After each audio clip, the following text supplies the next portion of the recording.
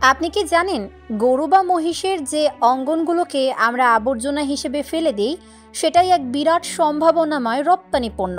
যে জিনিস বাংলাদেশে কোনো কাজে আসে না সেটাই বিদেশে বিক্রি হচ্ছে কোটি কোটি টাকায়। হ্যাঁ, আপনি ঠিকই শুনেছেন।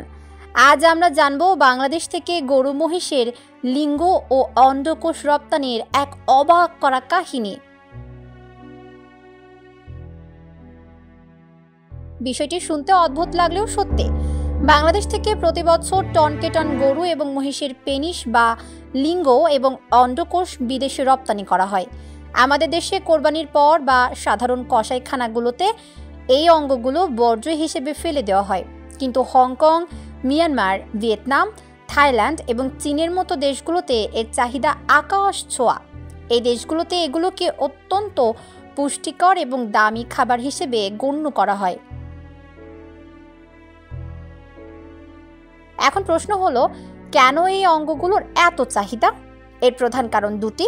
প্রথমত, চীন ও দক্ষিণ পূর্ব এশিয়ায় অনেক দেশে গরু মহিষের অন্ডকোষ দিয়ে তৈরি স্যুপ এবং অন্যান্য খাবারকে খুব দামি ও সুস্বাদু বিশেষ খাবার হিসেবে খাওয়া হয়। দ্বিতীয়ত, এসব দেশে প্রচলিত বিশ্বাস অনুযায়ী এগুলোকে যৌনশক্তিবর্ধক খাবার হিসেবে ব্যবহার করা হয়। দক্ষিণ পূর্ব এশিয়া ছাড়াও ইউরোপ, আমেরিকার দেশগুলোতে পোষা কুকুর বা অন্যান্য প্রাণীর জন্য স্বাস্থ্যকর খাবার তৈরিতে গরু মহিষের লিঙ্গ ব্যবহার করা হয়। এর নাম বুলস্টিক। তাই যুক্তরাষ্ট্র, কানাডা সহ ইউরোপের দেশগুলিতে গরু মহিষের লিঙ্গের প্রচুর চাহিদা।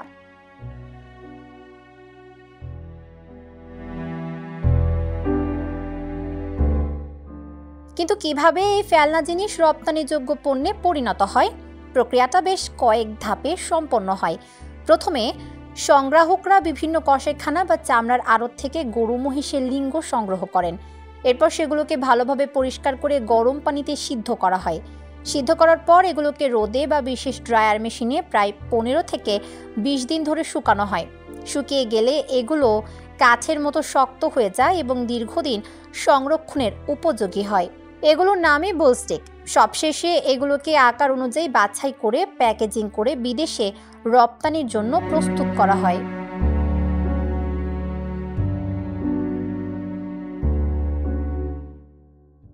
বাংলাদেশের সংগ্রাহকদের কাছ থেকে 250 গ্রামের কম ওজনের বুলস্টিক 300 থেকে 350 টাকা কেজি এবং 300 গ্রাম ওজনের বেশি বুলস্টিক 380 থেকে 400 টাকা কেজি দরে কিনে নেন রপ্তানিকারকরা। এখন পর্যন্ত শুধু যুক্তরাষ্ট্র ও কানাডায় বুলস্টিক রপ্তানি হয়েছে।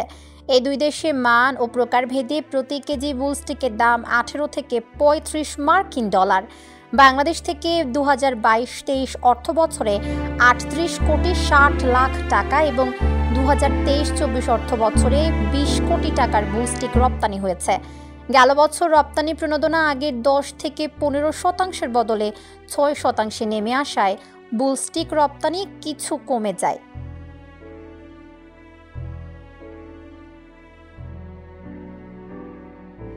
এই ব্যবসায় অর্থনৈতিক গুরুত্বও কিন্তু কম নয়।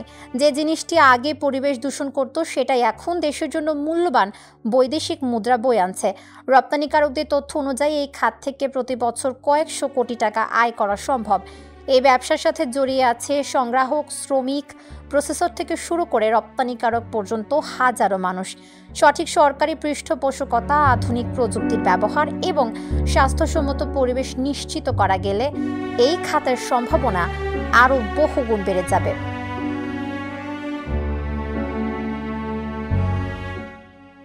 বাংলাদেশে প্রতি বছর 1 কোটিরও বেশি গরু মহিষ জবাই হয়।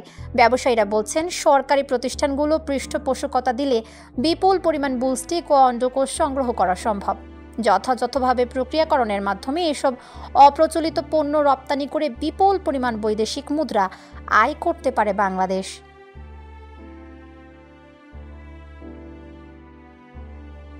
একটি দেশের জন্য সম্পদ কি হবে তা নির্ভর করে তার ব্যবহারের উপর।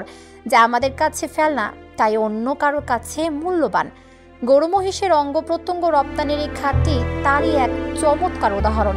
সঠিক পরিকল্পনা আর উদ্যোগ থাকলে যে কোনো বর্জ্যকেও সম্পদে পরিণত করা সম্ভব।